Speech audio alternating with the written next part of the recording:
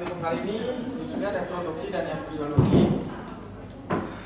Nah, yang kita pelajari itu organ reproduksi, ada fertilisasi, terus tahap setelah fertilisasi dan perkembangan awalnya.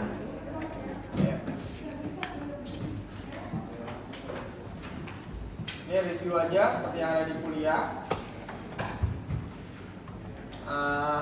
Ini organ reproduksi perempuan. Udah hafal semua kan ini kan? Udah. Nah, yang perlu di highlight di sini nanti bagian ovarium, terus tuba fallopiae, ada 3 ya. Proses fertilisasi ada di mana? Tuba. Oke. Masih ingat yang tuba fallopiae epitelnya apa bentuknya? Ciri khas. Ada apanya? Ada silianya. Karena apa? Nah, karena di sini ada menggunakan ovum. Kalau nggak ada silianya dia akan susah menggelinding kan. Histologi ovariumnya, folikel ovarium itu dengan berbagai ukuran masing-masing berisi 1 oosit di satu-satu. Tapi ada juga seperti pernah ditanya Bu Rina di kuliah, ada juga wanita yang nggak pernah mens. Nah, itu kira-kira dia ada folikelnya nggak? Itu dia nggak punya folikel atau nggak punya oosit? Ya, nggak punya oosit atau nggak punya folikel. Kalau mens yang luruh itu apa? Endometrium kan?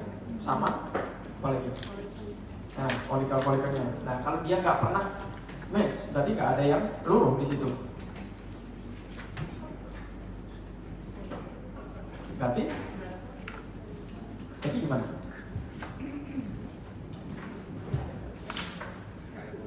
Ya, dia nggak ada folikel, dia ada dinding uterusnya itu terlalu tipis ya.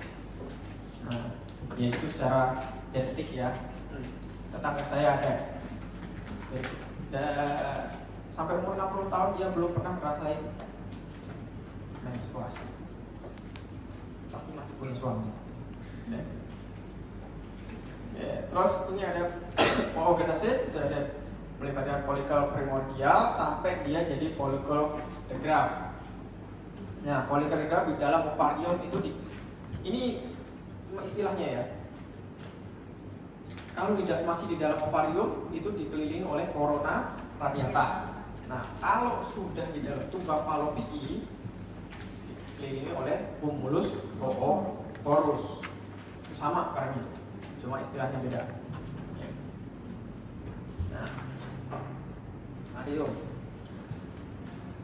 ada primer, ini oosit satu, primer, tersier, antrum, folikel sekunder. Nah, sekarang kita lihat bedanya apa.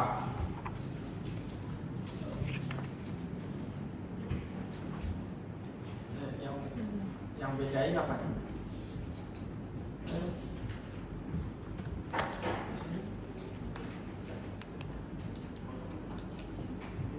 Nah, ya satu, yang bedain apa? Yang paling gampang kelihatan ukuran, terus apa lagi? Ya, ini coba lihat. Tersier, sekunder, nah sama ini nih, paling gampang. Nih. Semakin dari primer dia ukurannya paling kecil, sekunder dia lebih besar. Nah, kalau tersier sudah terbentuk antrum di sini, nah, dan ini folikelnya lebih tebal. Ada berapa lapis? Berapa? Tersier lebih tebal kan, lapisannya banyak. Nah, sedangkan sekunder dia sini sama sini tebal. Tebal mana? Nah, tersier. Nah, nanti lama kelamaan antrumnya akan semakin besar. Nah, jadi oositnya nanti ada di dalam antrum. Ya, lama-kelamaan gitu.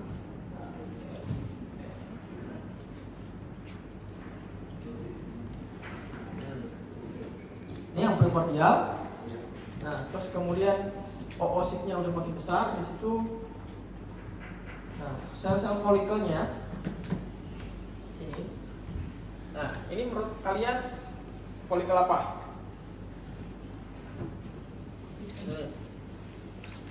Yang ini primordial, ini lihat dari mananya?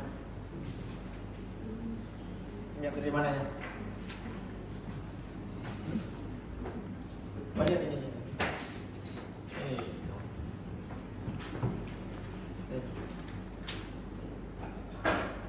Ada berapa lapis? Nah, itu. Kalau makin tebal, tadi pertama ukuran, terus tebal lapisan folikelnya. Oke, itu yang dilihat. Terus yang ketiga ada antrumnya. Sampai sini paham? Ya.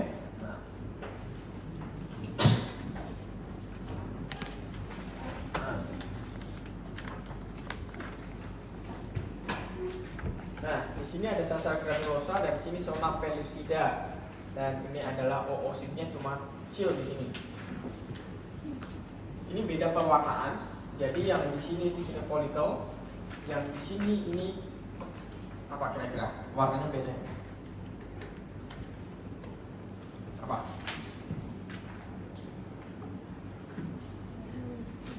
Jadi kan kita pernah pelajari apa namanya?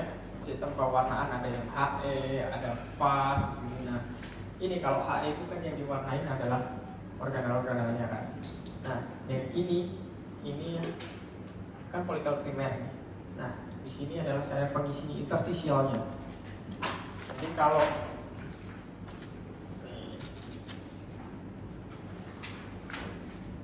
nah ini sel bulat atau folikel. Nah, ini yang di sini sis. Nah, ini yang ungu di sini, ungu merah. Nah, folikelnya ini yang warna ungu. Kenapa warnanya ungu? Karena sel-selnya itu lebih padat, ya. Sitoplasmanya lebih banyak. Nah, jadi kalau semakin sel itu kalau semakin warna merah, biasanya warnanya semakin tidak menyerap warna, itu makin banyak ruang kosong. Nah, di sini jadi ruang rongganya semakin banyak. Nah, kalau semakin warnanya tebal begini, berarti sitoplasmanya banyak. Dan artinya dia masih aktif membelah di situ. Oke, paham?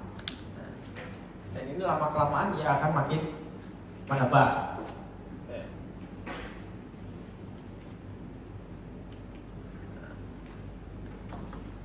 Nah, perbandingan sama yang tadi cuma selapis aja kan, ungunya sekarang udah makin tebal, berlapis-lapis. Nah, ini folikel apa ini?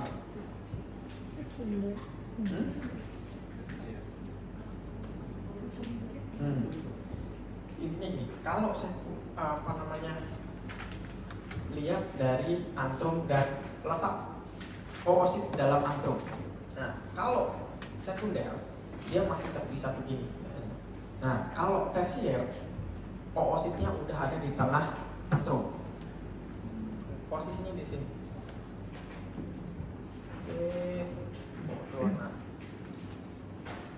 Nah, ini oositnya. Nah, ini antrumnya. Nah, kalau posisi tersier, antrumnya ini udah makin besar, dan akhirnya oositnya ada di tengah-tengah antrum. Nah, kalau nanti digraf, dia oositnya nempel di salah satu sisi. Nah, itu bedanya. Yang paling gampang. Ya. Nanti lihat di paling bawah. Ini tersier. Ini antrum. Antrumnya sudah putih.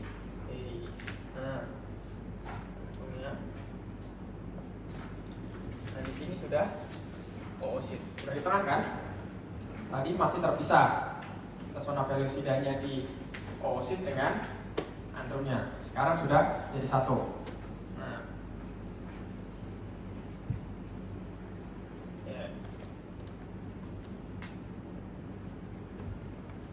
Nah, sudah di tengah kan? Nih.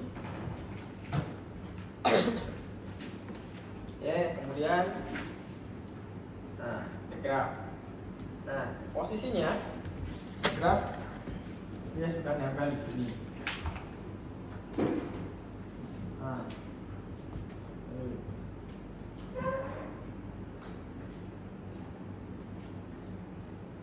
Nah, dia sudah nempel di salah satu sisi. Ini kalau graf. Kenapa dia harus nempel di situ?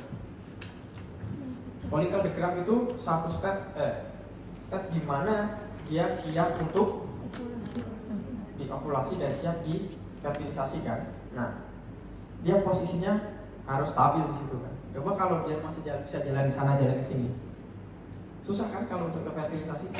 Nah, itu salah satunya. Nah, Tuhan bisa menciptakan kita baru kepikiran setelah bertahun-tahun pelajari ini gitu kan. Dulunya Tuhan yang ciptain udah kepikiran ke sana kan. Nah, itu gimana? Nah, ini jadi dia follicle the graph dia akan nempel di salah satu sisi ini dan dia akan sehingga memudahkan spermatozoa untuk melakukan fertilisasi di situ. Nah, fertilisasi itu yang pertama dia spermatozoanya menghasilkan enzim apa? Yang pertama menembus corona radiata, terus kedua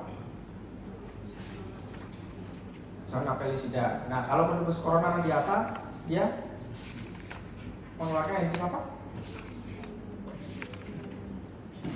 Yang kencang. Ayo. Iya, neuraminidase. Nah, terus apalagi? Satu lagi kalau untuk menembus zona pellucida akrosom. Yang kencang aja.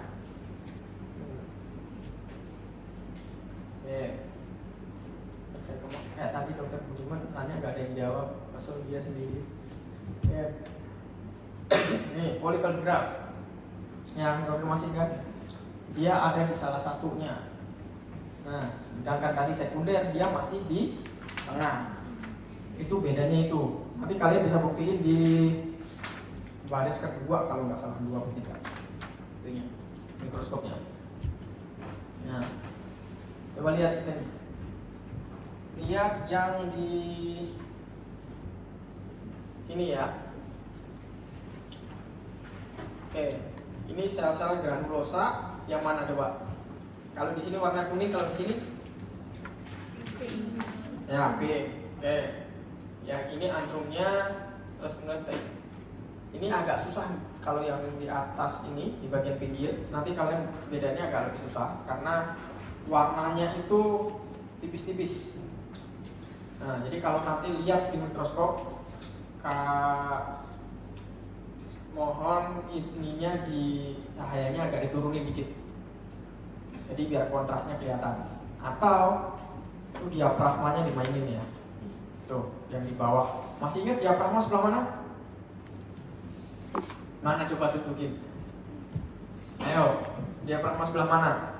Nah, itu diputar di bawah. Oke. Nah.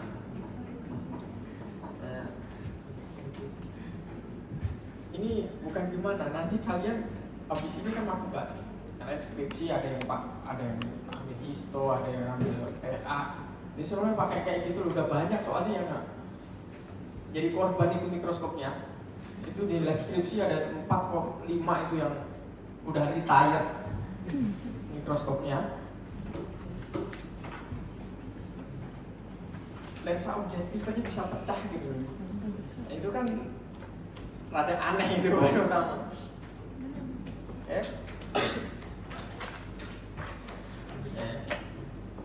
Nah, sekarang organ reproduksi laki-laki.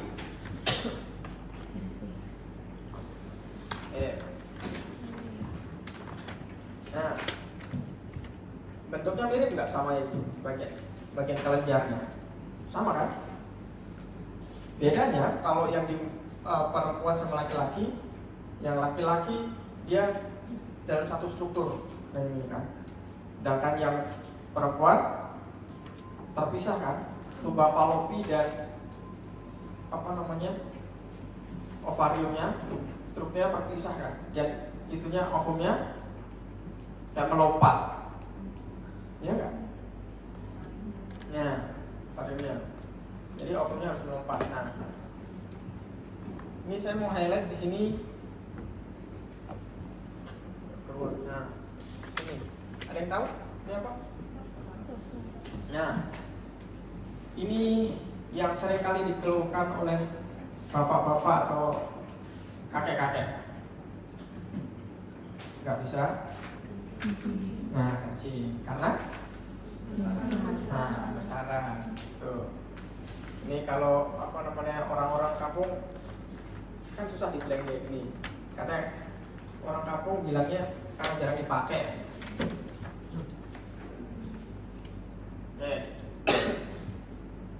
Karena pembesaran, terus akhirnya menekan ureter. Nah, terus jadinya nggak bisa keluar. Nah, ada yang perlu dipahami histologinya itu tubulus seminiferus, terus proses pematangan dan sel Sertoli, dan satu lagi sel Leydig ya. Nah, itu yang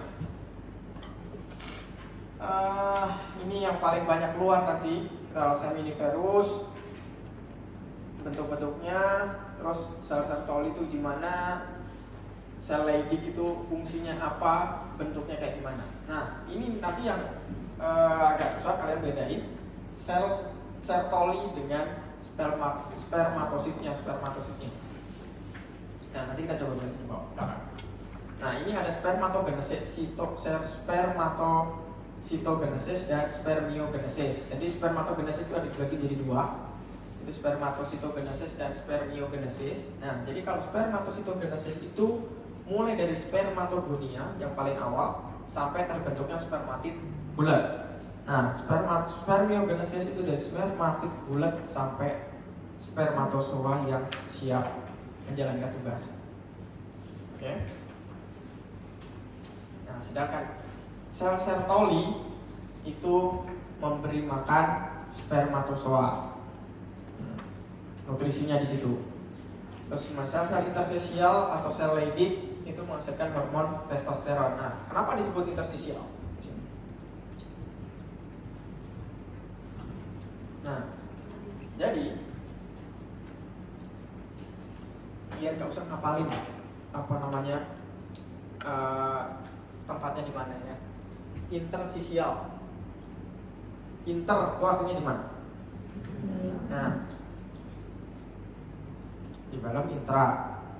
Nah, ini kan kalau tubulus seminiferus. Nah, di sini ada rongga. Nah, ini sel intersesial itu maksudnya tempatnya di sini. Ini ya. Nah, tempatnya itu di antara tubulus seminiferus di antaranya. Nah, itu namanya disebut intersesial. Nah, disebut karena yang menemukan Leydig, ya dia disebut sel Leydig. Nah, biar kalian bisa bayangin, nggak usah ngapalin satu-satu gitu loh. Nah, intersesial. Nah, di setiap tubulus seminiferus ini namanya spermatogonia. Tuh. Nah, ini kayak motif batik ya. Tubulus seminiferus itu yang mana? Nah, satu bulatan. Nah, terus sel Leydignya di mana? Nah, ini bulatannya itu tubulus seminiferus. Nah, bulatannya sel Leydignya ada di sini. Nah, terus ini yang kayak rumput terumbai-rumbai ini namanya apa? Nah, spermatogoni ini tuh ada yang kecil-kecil. Nah, kalau yang panjang-panjang ini namanya sertoli. Nah, jadi gini.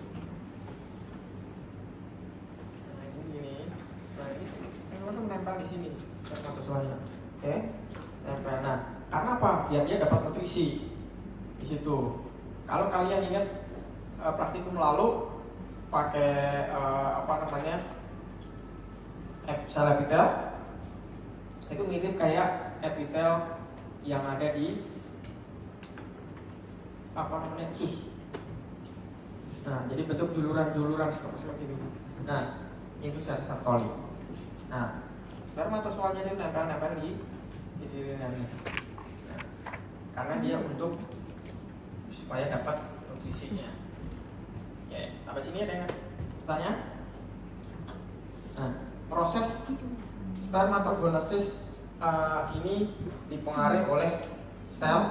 Tadi yang di sini apa? Sel lagi. Nah, testosteron dipengaruhi oleh apa? Nah, terus itu dipengaruhi oleh siapa? Distimulasi oleh siapa? Dihasilkan oleh siapa?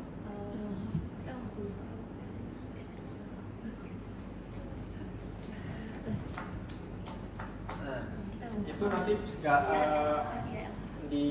LH itu nanti tolong dipelajari kalau nanti kalian mau minta kedua. Oke? Nah, itu pasti masalah mekanisme ada di situ. Kalau mekanisme di praktikum nggak ada. Oke? Masalah mekanisme. Nah, tubulus seminiferus. Nah, tunika albuminia. Tunika apa tunika? Lapisan. Oke. Testis nggak begitu banyak yang perlu. Nah, nih yang bedain spermatogonia dan spermatosit primer. Apa yang bedain? Spermatogonia nempel di. Nah, spermatogonia itu nempel di setiap membran basalisnya. Ini tunika, apa namanya? Tubulus seminiferus. Bagian tepi-tepinya itu nempel spermatogonia. Nah, kalau dia sudah masuk ke dalam, makin ke dalam, dia disebut spermatosit primer karena sudah mengalami spermatositogenesis. Oke, sampai di sini ada lumen. Makin ke dalam dia makin matang kan? Nah, di sini ada lumen. Apa yang disebut lumen? Bukan lumen lampu ya. Apa? Itu sebenarnya sebuah rongga, tapi di situ mempunyai sebuah saluran. Nah, kan dia harus dikeluarin. Dari sini dia makin ke dalam, dimatangkan, dia harus dikeluarin. Nah, keluarinnya itu lewat lumen. Nah, lumen itu ada ductusnya. Oke. Kenapa disebut lumen? Itu ada rongga dan ada salurannya. Oke. Nah, ini sel lagi. Oke. Nah, ini lumen tubulus seminiferus. Lumen rongga yang berbentuk tabung di dalam tubulus di dalam seminiferus. Oke. Sel lainnya bentuknya kayak gini. Mirip nggak sama ini? Ini bentuknya seperti biji kopi. Nah, bentuknya mirip-mirip gitu. Sel ini. Tapi dia karena letaknya di interstisial, nggak di dalam tubulus seminiferus.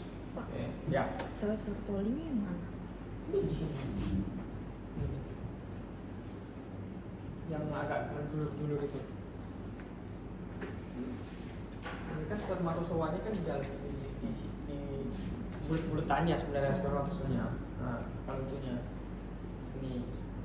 Jadi kalau spermatozoa itu kan udah punya ekor. Nah, jadi bentuknya walaupun bulat tapi ada ekornya. Makanya kalau di foto dia agak-agak panjang. Nah, sel tolnya itu tipis bentuknya kayak lapisan kayak rumput gitu. Nah, spermatozoanya itu di antaranya. Tuh, jadi kayak dulur-dulur gitu. Nah, di sini spermatozoanya ada di antara sel-sel kol itu. Emang nggak begitu kelihatan kalau pewarnaannya kurang bagus. Nah, ini pewarnaannya harus buat kalau kita harus memilih di antara ini, memilih lihat spermatozoanya atau melihat sel sertolinya, harus milih. Ya, apalagi kalau di print hitam putih, susah. Nah.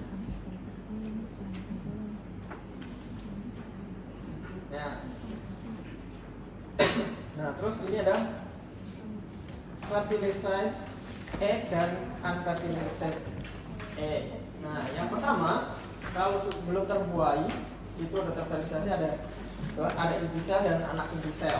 Nah, ketika sudah terfertilisasi, dia hilang semua, melebur jadi satu. Semua. Dia ada membran fertilisasinya. Nah, di sini dari satu berubah menjadi 4. Nah, 2 pangkat N jumlahnya ya. Itu pangkat N level cepat sel, dan masing-masing ini disebut blastomer. Masing-masingnya ya. Masing-masing ini blastomer. Nah, ketika sudah menjadi 16 sel disebut morula. Bentuknya kayak Nah, masing-masing ini ada rongga. Nah, rongganya disebut rongga segmentasi.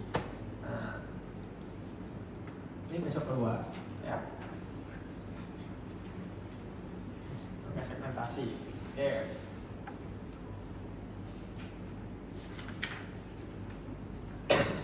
Nah, setiap bulatan tadi, nah yang begini.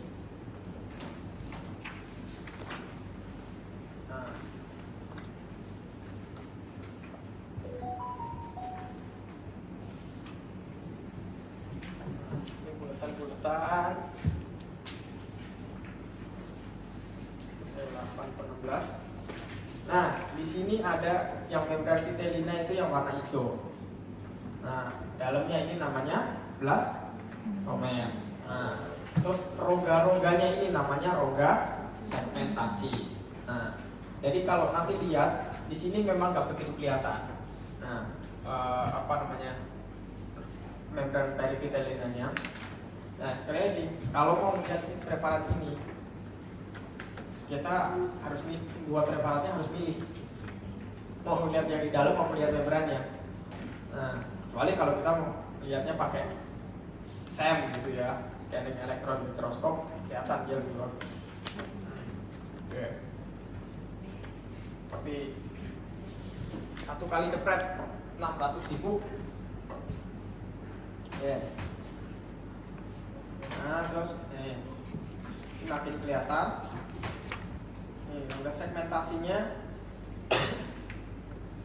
Jadi makin lama bentuknya kayak bola. Jadi kan kayak anggur agak panjang. Nah, makin lama makin kecil bulatnya, satu blastomer makin membelah, jadi bentuknya kayak bola lama-lama. Nah, dalamnya akan bentuk rongga. Rongga segmentasi itu lama-kelamaan akan menjadi blastosol di sini. Ini ada blastulanya. Ini ada masing-masing blastomer ini di tengahnya makin lama makin bolong. Leukotype animalis dan kutub vegetalis ini menandakan perbedaan arah pembelahannya. Nah, jadi kalau animalis dia akan ke atas. Nah, dan ini vegetalis itu agak gini ya.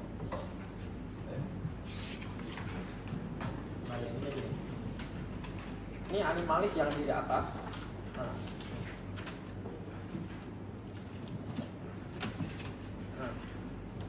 Ini yang bagian sini ini vegetalis. Jadi melengkung ke dalam. Nah, kalau animalis itu keluar sana terus ke atas. Nah, kalau vegetalis dia akan melengkung ke dalam. Tuh, bedanya itu untuk membedakan arah pembelahannya.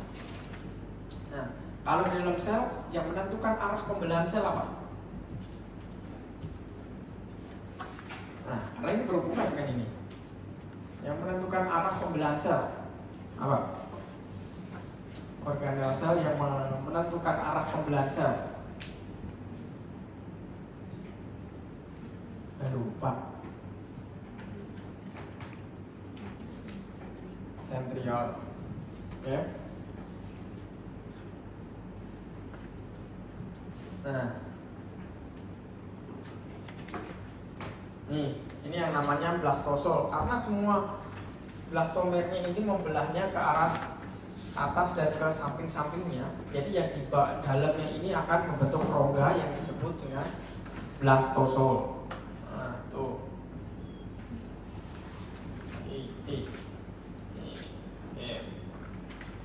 Nah, kalian ini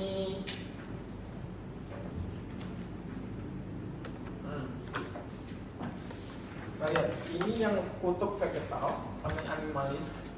Kan animalisnya makin ke atas tinggi. Nah, di sini ada kayak cekukan ke dalam. Nah, ini yang kutub vegetalnya, dan cekukan ke dalam itu namanya blastofor. Rongga di dalamnya namanya blastosol, cekukannya ke dalam itu namanya blastopor. Tengah-tengahnya ada mesodermnya.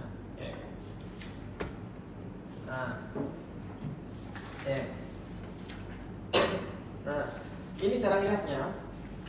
Ini ectoderm, mesoderm, dan endoderm. Ini lapisannya ya.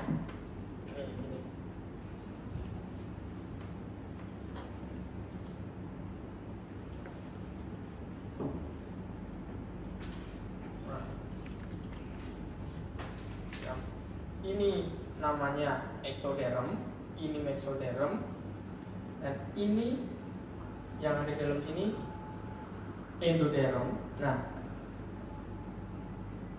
ini archenteron, yang melipat ke dalam dan bentuknya itu. Ini yang bulatan ini namanya archenteron. Nah, kalau lapisannya namanya endoderm. Istilahnya banyak ya. Ya. Jadi ini kan tadi melipat apa namanya? Nah, ini bulatan ini melipat dalam. Kayak blastopornya, blastosornya itu naik, melipat makin ke dalam. Nah, membentuk jendolan. Nah, jendolannya itu namanya archenteron. Nah, itu nanti kelihatan di preparat warnanya paling tebal, kayak gitu.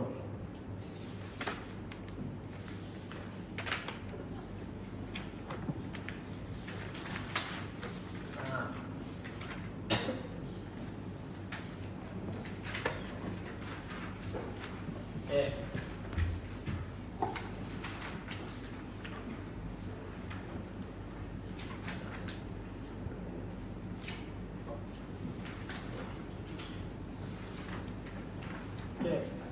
Ini ada namanya jendolan Hansen.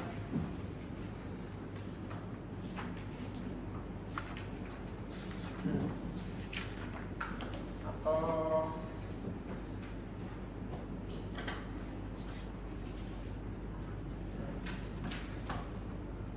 ini jendolan Hansen itu ininya.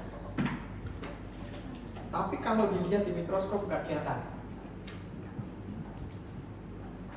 Saya nerangin ya, kalau nggak ada di mikroskop nggak kelihatan kan. Nah, ini kalau dilihat dari atas. Nah, kalau dari samping bentuknya gini.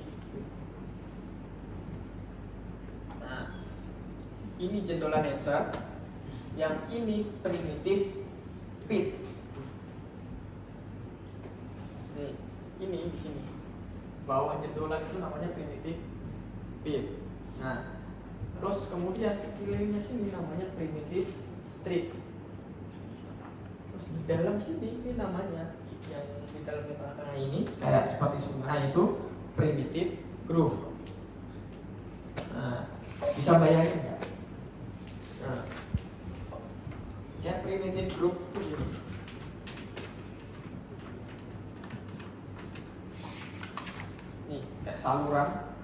kayak gitu.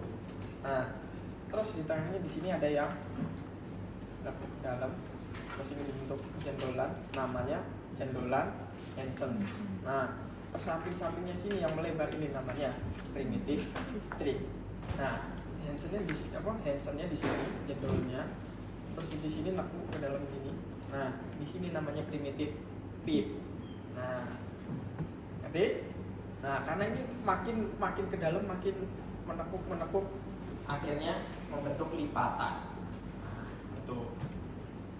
itu namanya primitive groove. Nah, dan ini primitive groove ini akan membentuk nantinya sumsum tulang belakang. Ya. Nah, ini ada area opaka. Kalau disebut ada ini yang titik-titik ini namanya Blood Island. Nah, beberapa tahun lalu Blood Island atau Pulau Darah. Itu Dr. Budiman dulu lagi. Pulau Darah, ada yang jawab lautan berdarah. Makanya setelah itu udahlah pakai multiple choice saja daripada bikin istilah baru kan. Istilahnya baru terus kalau udah suruh nulis sendiri.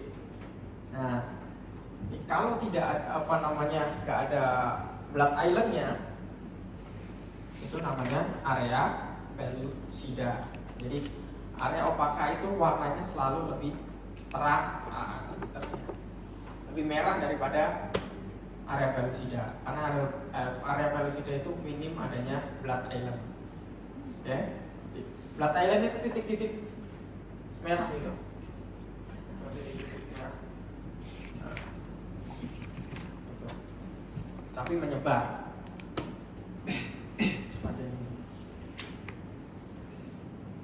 Saya dulu pertama kali lihat, saya pikir itu preparatnya yang kotor.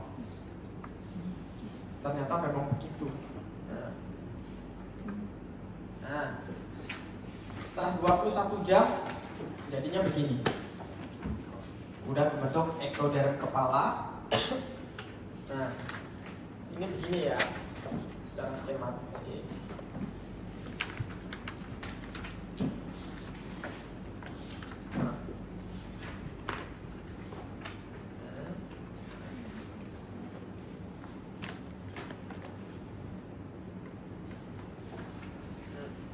Jamur. Nah, ini ektoderm kepalanya. Nah, di sini AIP-nya di sini. Oke. Terus di sini ada mesoderm taper segmen di sini dalam sini.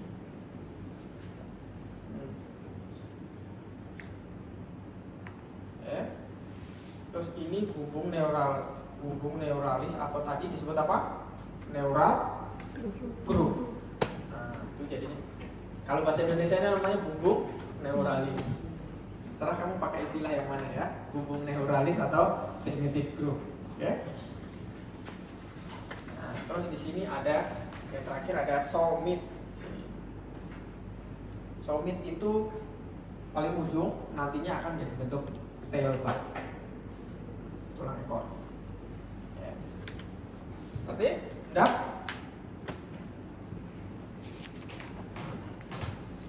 Nah, ini ada Blood Island lagi kan di sini. Artinya kalau ada Blood Island di sini area opaka.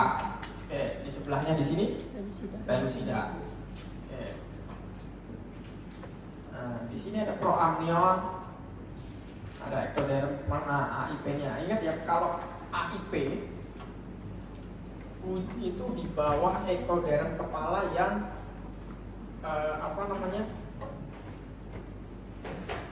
kayak ada sayapnya gitu. Nah, di bawah sayapnya itu.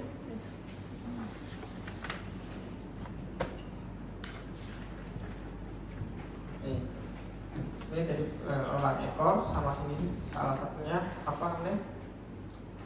Sum-sum tulang, yang ruas tulang belakang. Nah, ini masing-masing ini.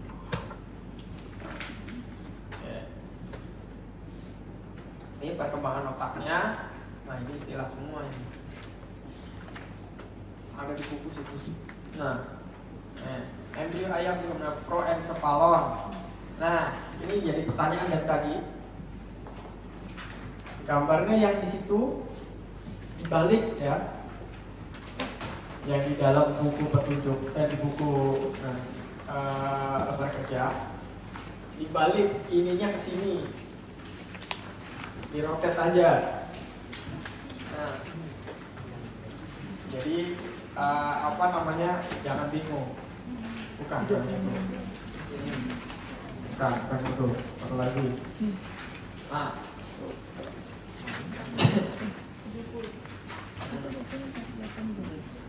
apa itu? Di sini 48 jam, di situ 48 jam. 30. Satu lagi deh, ada satu lagi kok. Ini 30. 9. Bukan yang skematis itu, ya bukan skematis itu. Ada apa namanya, ada lagi kok. Dan supaya halaman berapa?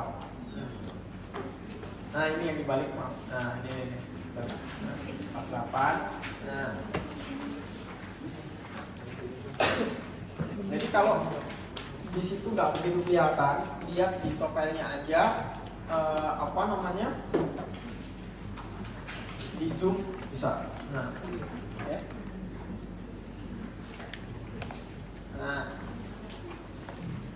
Nah, ini dari sini tadi di close up segininya aja, jadi yang 72 jam, oke? Ini bagian kepalanya aja. Nih, ini dari sini, kepalanya masih di sebelah sini nih, umur 48 jam. Nah, itu 72 jam, itu di zoom aja dari sini, sebelah sini ke sini. Nah, ini udah terbentuk. Ini apa nih? Kira-kira apa? Ya, mangkok mata ini jadi ininya. Dan ini apa? Ini kan yang terjadi. Apa kira-kira? Kalau cephalon ini apa?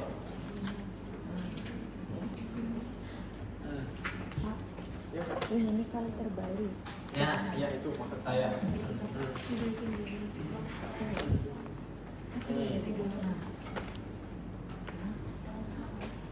Hah? Jadi apa? Nah,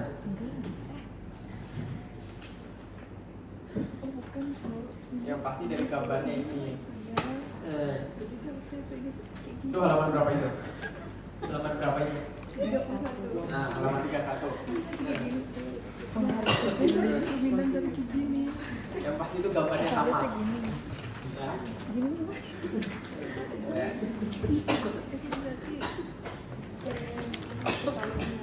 Nah, 21 sampai 24 jam itu terbentuknya blood island tadi. Terus 33 sampai 38 jam untuk plexus vitellina, dan 48 jam dan seterusnya itu kan arteri vena vitellina. Kenapa disebut arteri vena vitellina? Karena belum bisa dibedakan itu arteri sama venanya, itu akan terbentuk arteri atau vena. Ya, itu belum bisa dibedakan. Nah, ini sama kayak tadi.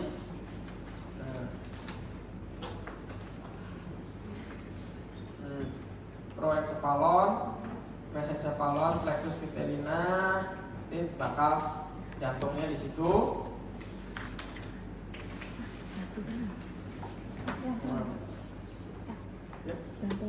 Oke. Ini oke. Nah, ini tadi arteri vena vitellina. Nah, di sini kita belum bisa bedain apakah jadi arteri atau apakah jadi vena.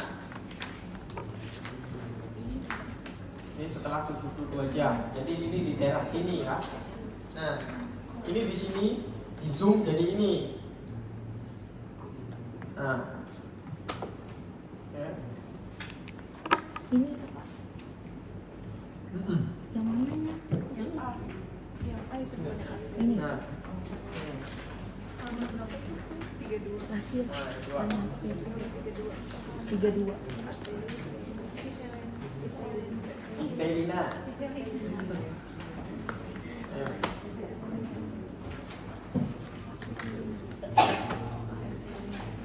Nah, ini istilah istilah-istilah lagi. Otosis itu berkembang menjadi organ pendengaran. Terus epifisis ini menjadi organ penciuman. Lensa mata akan berkembang menjadi retina. Mangkok mata tadi udah kelihatan jelas kan?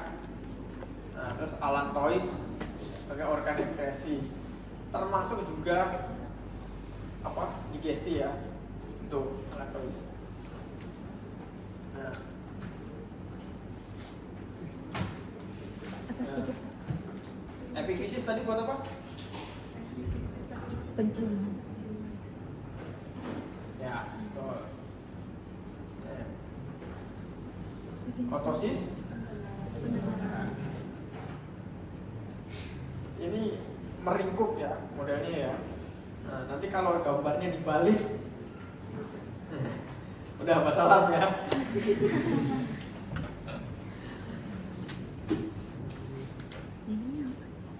Pernah soal yang 2024 ya, yang blok 2 gambarnya dibalik terus warnanya dihilangin.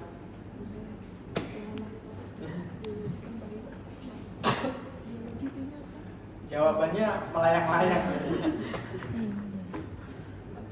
Ya, allantois. Tadi allantois buat apa? Alat ekspresi. Apa? Nah, ekspresi. Nah, terus itu yang ekor tadi, lebarnya. Pak, di sini yang mana? Itu belakang ya? Kita turunin dulu Pak. Itu sih Pak. Yang apa? Itu mau diturunin dulu. Nih. Nah, oke sih Pak. Nah. Terus Pak. Ini kan arteri vena. Hmm. Yang ini yang paling bawah tailbut. Lebar. Lebar. Kalian aku nanya nih. Yang C berarti Juga banyak. allantois. Lihat ya, di mirror ya lihatnya ya. Satu lagi apa? Yang D D mana? Di belah mana? Ini kan kartunnya kan? Di sini. Saya bilang. Sebelah sini. Sebelah sini nih. Apa di sini? kor. D. Cor lagi. Mau beton apa? 32.